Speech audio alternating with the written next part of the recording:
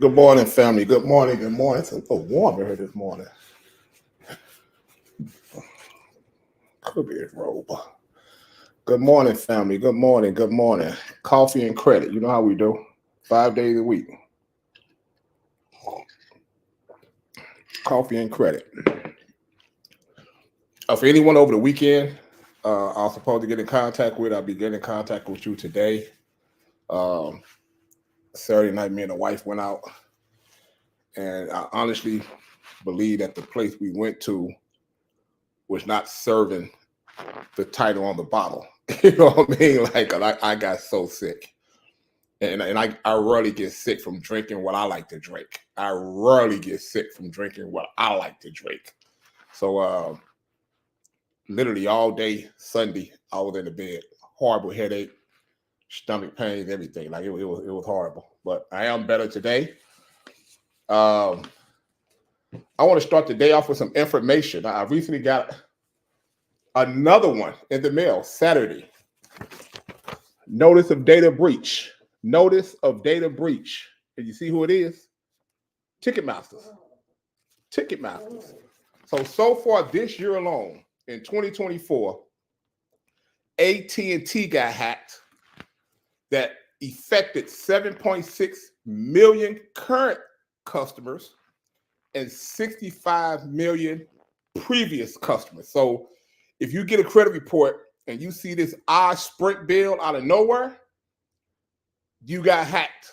Your information was leaked through AT&T because, and this is the sad part, AT&T got hacked back in November, December during the holiday season, but they didn't tell anybody until June of this year. So I had clients, several clients, that were getting these Sprint bills. I haven't heard of Sprint name in years, but after doing some research, I found out that Sprint is now owned by AT&T. So I had several clients that had this Sprint bill pop up as a collection on their credit reports, not knowing the origin of it, and coming to find out it was because their information was hacked through AT&T. And the sad part is that AT&T is not offering any remedy other than telling you to do some of the things that we tell our clients to do, which I'm going to share with you. Also, who got hacked this year? Bank of America. Bank of America got hacked this year. 57,000 clients. 57,000 clients. And we're talking about your personal address, your personal emails. We talk about previous purchase and account information. In some cases, your credit cards, your phone numbers, your social security numbers.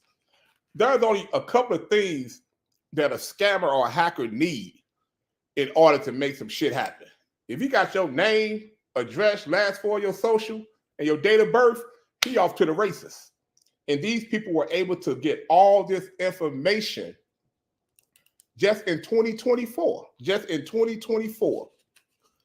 If you own a Dell computer, they were hacked this year. 49 million customers.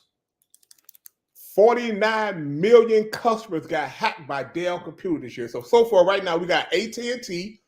That's that crazy Sprint bill you see on your credit report, because scammers were taking your information and going online, and they were taking the easiest path in order to get cell phones, iPads, and so forth in your name.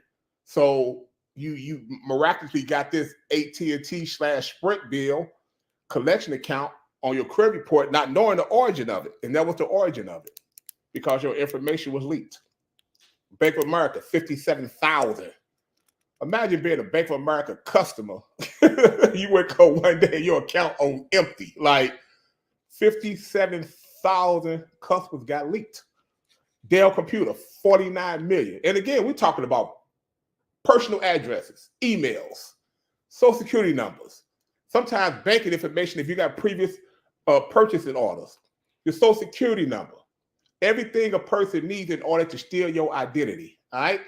And the worst of all, when I got this letter, because I do subscribe to Ticketmasters. Like I do subscribe to them. They do have my information, because I get concert tickets through Ticketmasters, all right?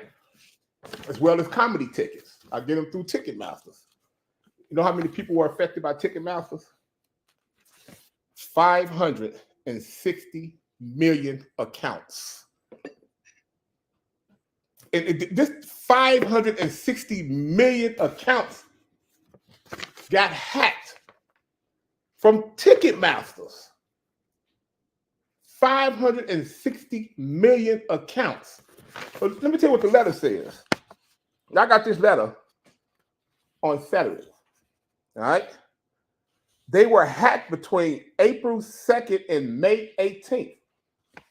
So you waited almost 3 months to tell me that my personal information could be flowing out there. And this is what they're doing at Ticketmasters that they're not doing, or the others haven't reported that they're doing. With Ticketmasters, they're actually taking your information and selling it on the dark web. And Ticketmaster knows it, and they can't stop it. They can't stop it.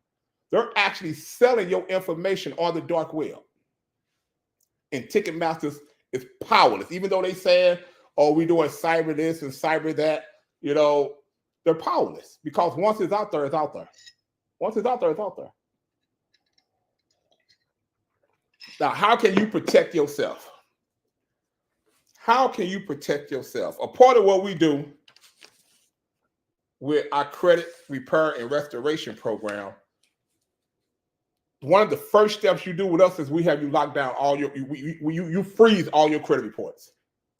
Your primary reports, which is TransUnion, Experian, and Equifax, we have you freeze those immediately.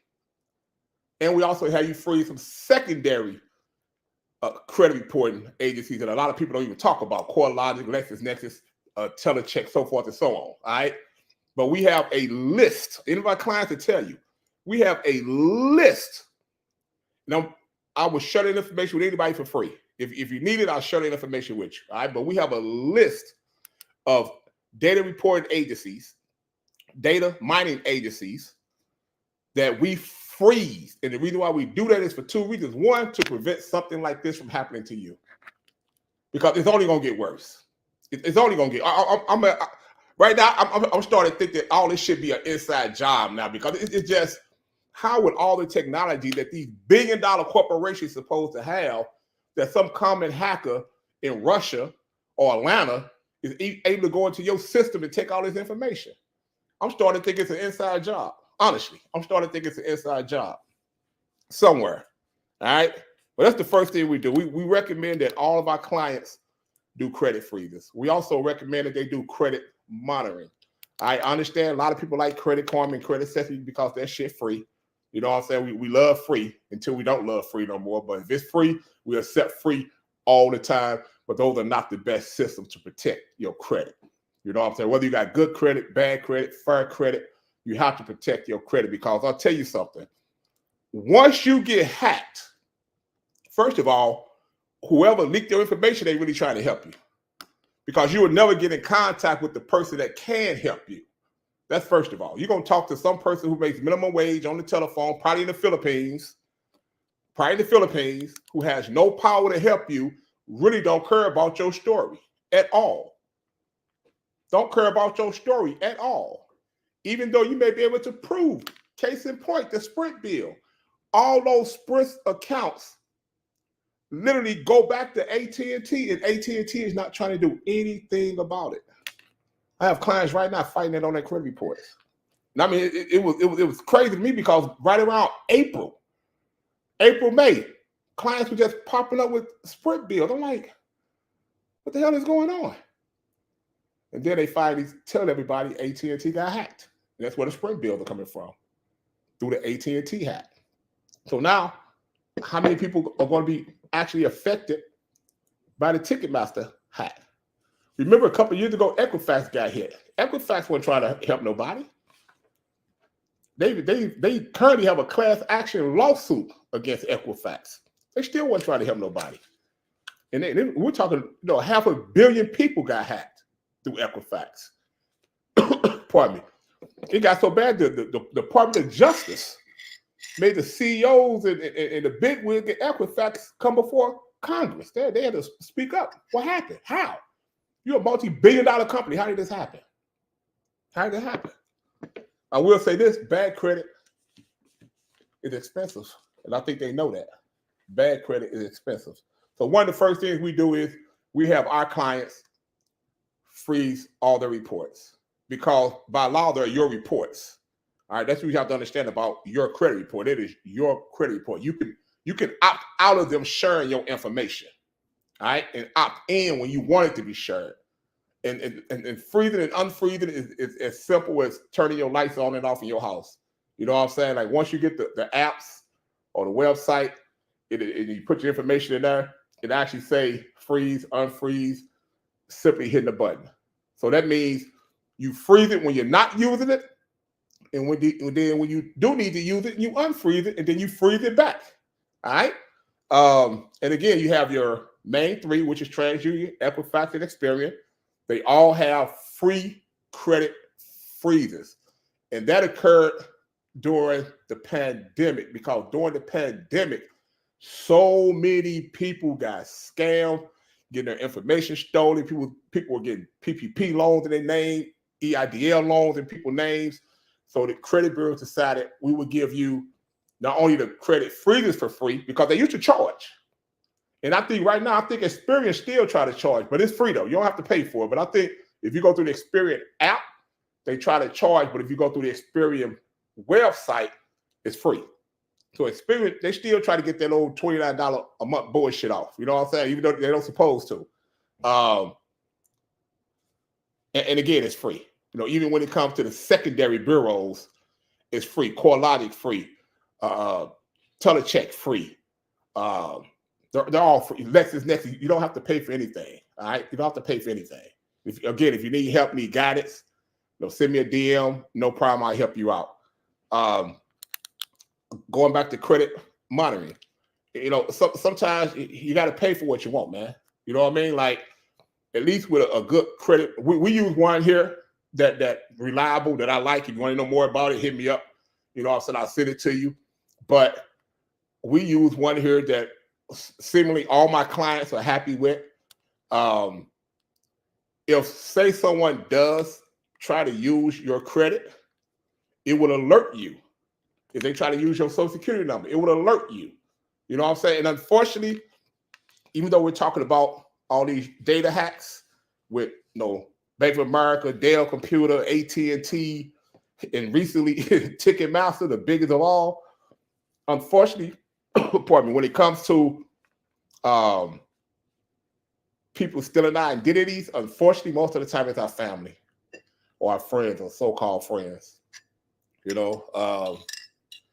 that sister, that cousin. And it's unfortunate, but most of the times when our identity do get stolen on a personal level, it's someone that's close to us, someone that's around us. You know what I'm saying? They got access to our wallet, to our purse. I've had a client that had her sister arrested for using her information because she was trying to get a credit fix, and she was able to deduct it down to the fact that my own sister did this. And, and I just kept it 100 with. I said, well, in order for you to file identity theft, you have to get a police report. Like I don't do fake identity theft reports. I don't dib and dab in that. I don't fuck around with that shit. All right. I like this side of the fence. You know what I mean? And she did it. It was like, okay. I mean, her sister ran her up. I mean, she had an apartment in her name that she ran out on. So that was a foreclosure. She had, vehicles. So her sister ran her up without her even knowing. And that's another point I want to make. I check my credit like I check my bank accounts. It's like one of the first 4 or 5 things I do every morning. Every morning. You know what I'm saying? It's just like right now, if you had a substantial amount of money in the bank, or if you had a small amount of money in the bank and you try to squeeze to the next paycheck, you're going to be conscious of how much you can spend.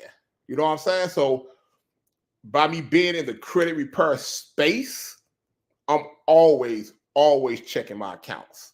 Like I'm always checking my accounts. You know what I'm saying? Like literally one of the first 4 or 5 things I do when I wake up in the morning.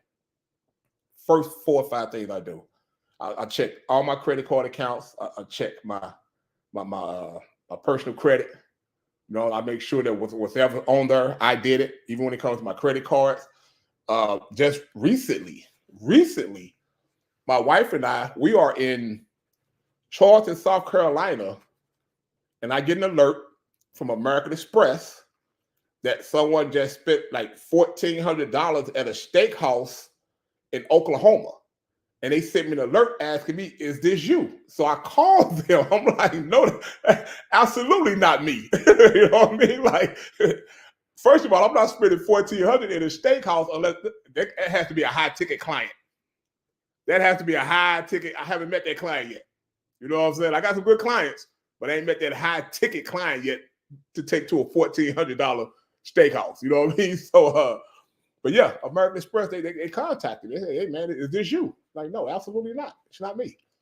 And that goes back to even with your own personal credit card and debit cards, man. Put that lock on it. Put that lock on it. You know what I'm saying? Don't be afraid to put that freeze on them. You know what I mean? You have to protect yourself now. You really do. Scammers are becoming more and more sophisticated, and you have to protect yourself, because once you go down that rabbit hole and you think people or you think these organizations are going to help you get out of that situation, they're not. They're not. They simply not. You know what I'm saying? I had a client that had his Discover card, and it was a relative, ran up his Discover card and tried to report it, and they wasn't trying to hear it. And he was literally paying it off because, unlike the lady, he didn't want to report his cousin. But, you know, to each their own. To each their own. You ain't my family. You do some shit like that to me. You ain't my family. I'm sorry. You just simply not my family. Whatever befalls upon you, gonna befall upon you. I'm so serious about that. But yeah, that's AT&T, 7.6 million current people, 65.4 million former clients hacked. So have you ever had an AT&T bill? Ask yourself, have you ever been with AT&T? You know, do you need to maybe send AT&T an email and ask them, hey, was my information leaked? Was this hacked? Bank of America, 57,000 people. Do you bank with Bank of America? Was your information one of the 57,000 people that was hacked? You know, do you need to put a lock on your account, you know, or switch your account? You know, those are questions that you should be asking. Dell computer. I don't use Dell. You know, I'm an Apple guy. You know what I'm saying? I don't use Dell. But Dell computer, 49 million subscribers hacked. And guys, we're talking about personal addresses. Oh, imagine this here. Because this happens. Someone gets your information, and all of a sudden you get all these bills coming to your address. And you can't figure out what's going on. And instead of you just doing some simple research, trying to figure out, okay, why am I getting this bill for this or this bill for that? You ignore it. And then 4 or 5 months later, all those bills turn into collections accounts. So now it's a fight. Because it used to be a time doing credit repair, it could get done like 6 months, 8 months. Now it's taking a year, 18 months. And don't let anyone tell you different. All that old 24-hour credit sweep bullshit, and you'll see results in 31 days. Yeah, you may see a point or two, or they throw a trade line. It's all kind of tricks to this shit, man. But don't let nobody lie to you. You know what I'm saying? Like, it ain't gonna get done in 90 days. It ain't gonna happen. That's cap. I've been doing this long enough to know. And I'm talking about, we know several methods. You know what I'm saying? Several methods. And it simply ain't happening. It's not. You know, it used to be a time to where you could get on the phone and call the bureau and be like, hey, look, take this address off, take this phone number off. This is a misspelled name. I need you to correct all this information for me. Now they're gonna send you an affidavit. You got to fill out an affidavit. You got to, you know what I'm saying? You got to go through all kind of shit for your credit report. So you should want to protect that information. Because once it's out there, you are seriously fucked up.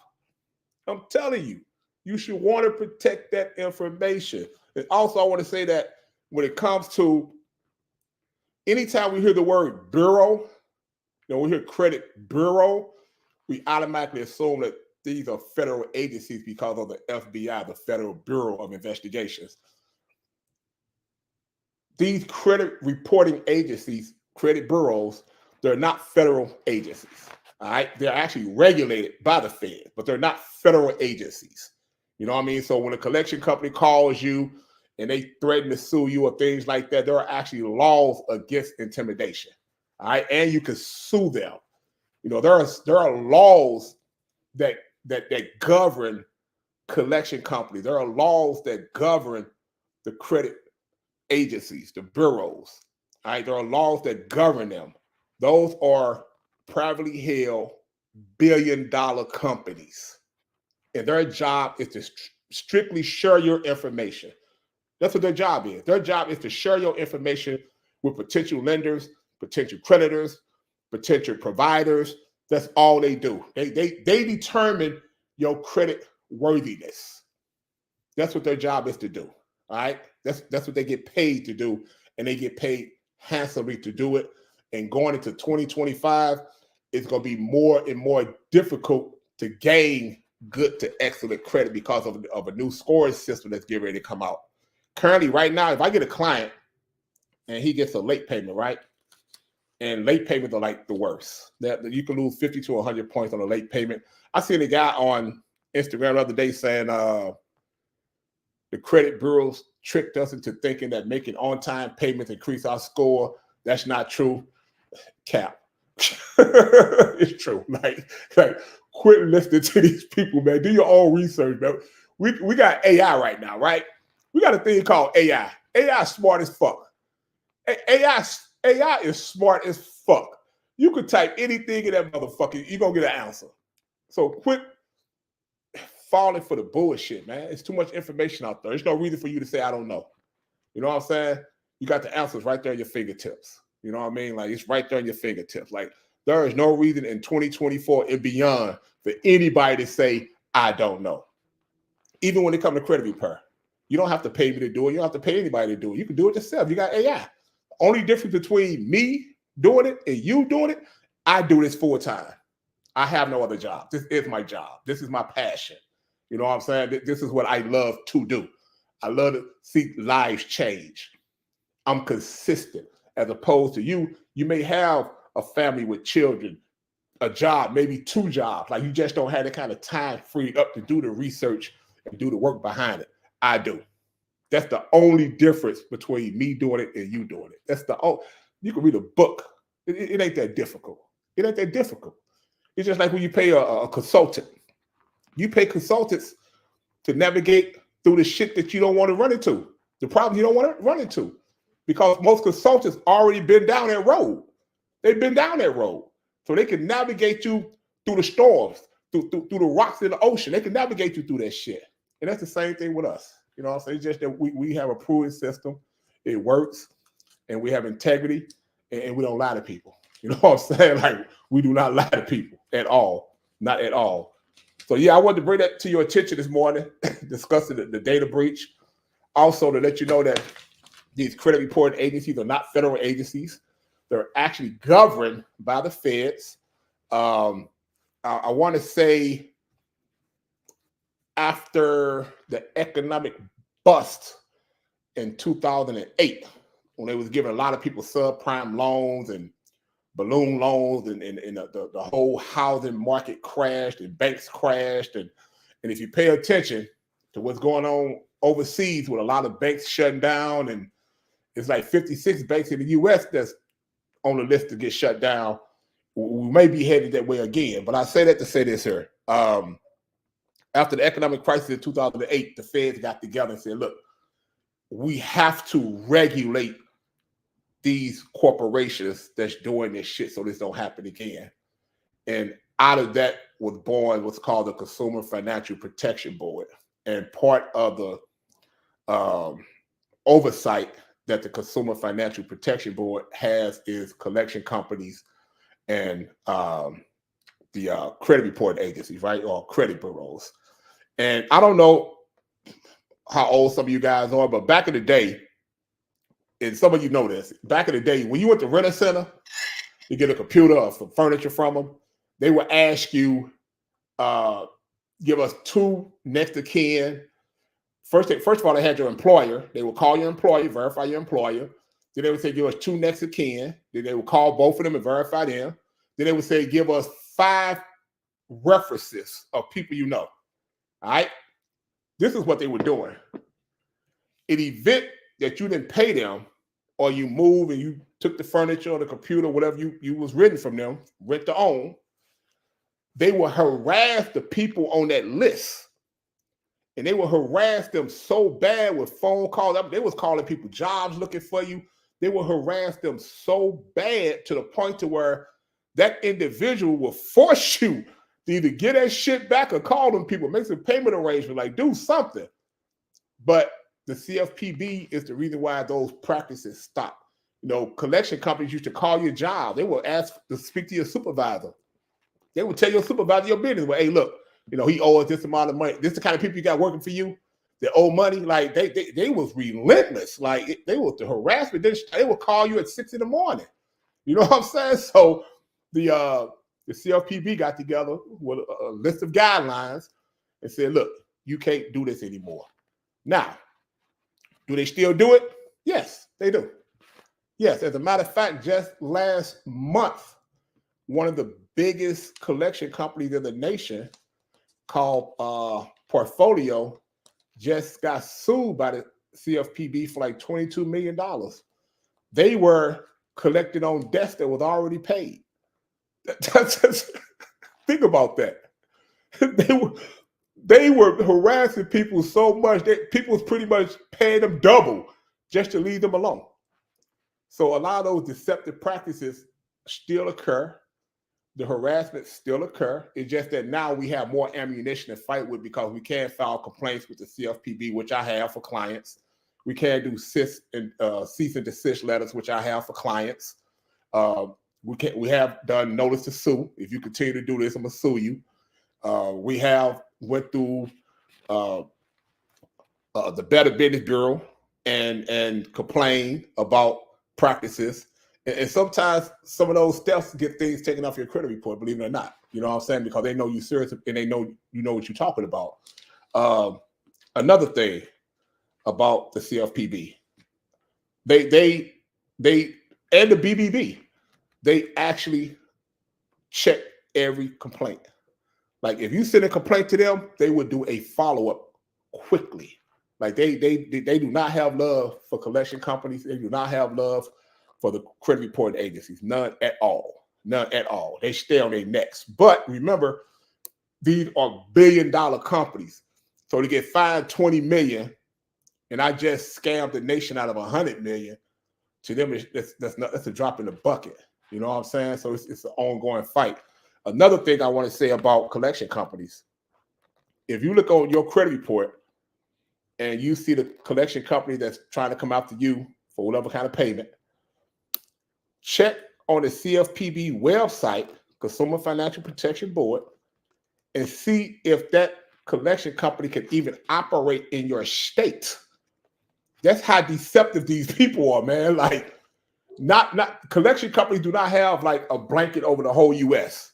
You know what I'm saying? Like if it's a collection company out of Florida, he may not can operate in Arkansas, or if he's out of California, he probably can't operate in Montana.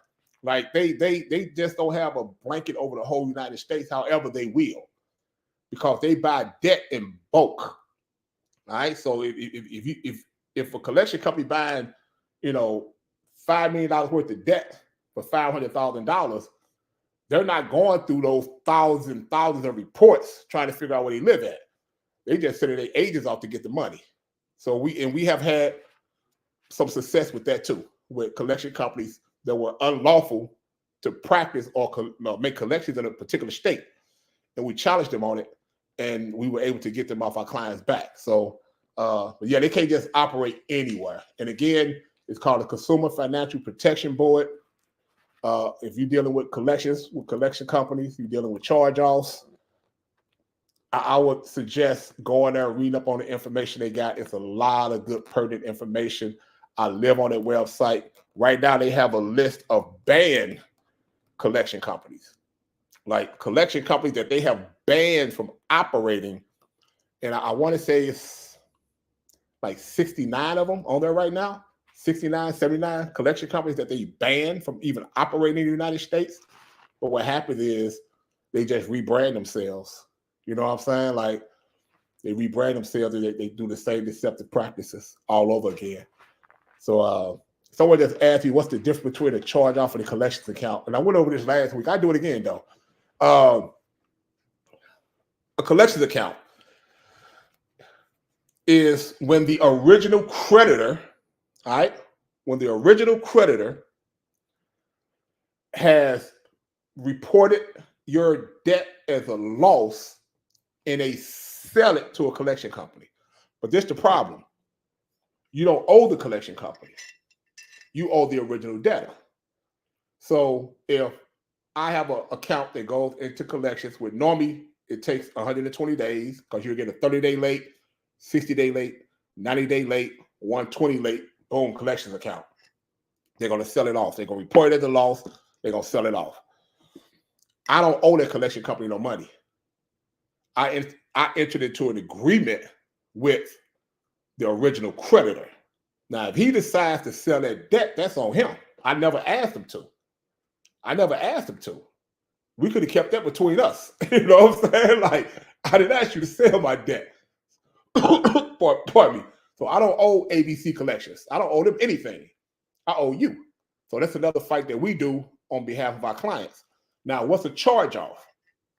A charge-off is also a loss that's reported by a creditor. However, they keep the debt in-house. They haven't sold it. So that's why you see charge-off. And sometimes on your credit report, you will see reported as a loss, or you see reported as a loss. Sometimes you say sent to an attorney. You know what I'm saying? Depending on how much the amount is, they'll send it to an attorney to come after you. And if you do get sued by a collection company, please take it serious. Take it serious. Go to court. Don't ignore it because they will go on at your shit. You will get. I got clients going through that right now because they ignored the lawsuit. They thought it was a game. They thought the collection company was a game. And because of the pandemic, more and more collection companies are suing people that owe them money because they're trying to recoup for all the money they lost during the pandemic. So please take that lawsuit very serious. We'll take that very, very serious. What else? I think that's about it for me, guys. I told you the difference between a charge-off. Charge-off is also a charge-off may take longer. Whereas with a collection account, it's normally 120 days. Sometimes with a charge-off, they'll let it go up to 6 months before they charge it off. And then they're reported as a loss, but then they'll still keep the debt in-house. You know what I'm saying? So, and also, guys, before I leave for today, I'll be right back tomorrow morning. Before considering to pay a collections account, understand that there is no difference between a paid collections on your credit report and an unpaid collections on your credit report. They're still both negative. You know what I'm saying? They're still both negative. If you have, like I tell my clients, if they got something that's like $500 or less that they got the money to pay for, let's at least try to do what's called a negotiation first, because we're not going to pay them the full price because they didn't pay the full price. All right. We're going to negotiate it. So if it's 500, I'm going to try to get down to like 290. You know what I'm saying? Maybe even half 250. And then I'm going to do what's called a pay to delete, meaning that once you delete it off my credit report, I will pay you. All right. But you have to delete it first. Now, this is the problem with that. Oftentimes, whoever you're on the phone with don't have the power to do it. So you may have to write 3 or 4 letters before you actually get into the right hands of the powers that be that can actually make that decision. Because whoever you're talking to on the phone, they can't make that decision. All right? Understand that. That's the first wave of whatever. They have no power. Half of them don't even really. You could call your bank and challenge me on this. Call your bank today, and whoever the teller is that answer the phone, ask them, what credit report do you pull? I'm thinking about coming up there applying for a loan. I'm thinking about getting a credit card. What credit report do you pull? 9 times out of 10, they don't know. They can't tell you, oh, we pulled TransUnion, Equifax, Experian. 9 times out of 10, they don't know. You know what I'm saying? You would Google it. They probably have to tell them what they pulled, because I've had to tell bank tellers who they pull. You know what I'm saying? Like, well, no, y'all pull Equifax, y'all pull Experian. Like, they don't know. They have no clue. So, collection account, they give you 4 opportunities to pay. After that 4th one, they're gonna sell it. And most of the time, they already got, people who they deal with, who they're gonna sell all the debt to. And then with a charge off, so basically a collection account goes out the house, a charge off stays in the house. It's like they reported the loss, but they still trying to get that money. You know what I'm saying? They're still trying to get that money. So that is it for me today, guys. And again, don't be afraid, man, to look up these data breaches. AT&T, Bank of America, Dell, and just recently, Ticketmasters, they sent me a letter. Said I may have been impacted. 560 million other people. That is crazy. Protect yourselves. Have any questions or comments, please DM me. I'll be happy to address it tomorrow morning. You guys, man, start your day off right, man. You know what I mean? Tell somebody you love them. Give somebody a kind word. You have a great day. Thank you. Peace.